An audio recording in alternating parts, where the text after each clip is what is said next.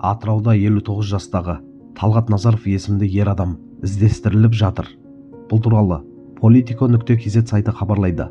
Ол 2026 жылғы 9 қаңтар күні шамамен сағат 13:30-да үйінен шығып, осы уақытқа дейін қайтып оралмаған. Ер адам Көкарна шағын ауданында тұрған. Белгілері: бойы шамамен 170-175 см. Дене бітімі орташа. Үстінде қара түсті күрте және қара түсті шалбар болған, деп жазылған. Полиция қызметкерлері таратқан хабарландыруда полиция жоғалған адамның жүрген жері туралы қандай да бір ақпарат білетін азаматтарды құқық қорғау органдарына хабарлауды сұрайды. Қадірлі көрермендер, түсінгенімше бұл жедел сипаттағы ақпарат. Бұндай жағдайда ең маңыздысы уақытты өткізбеу және мүмкіндігінше көп адамға тарату.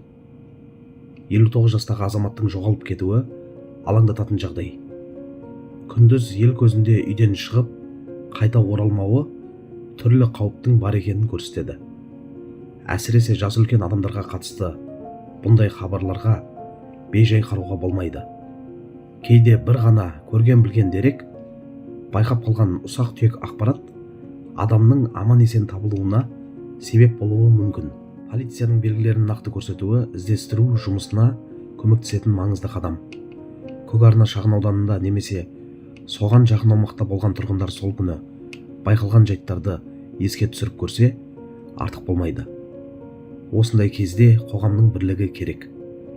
Білмеймін деп өте шықпай, аз да болса үлес қосу адамгершіліктің белгісі.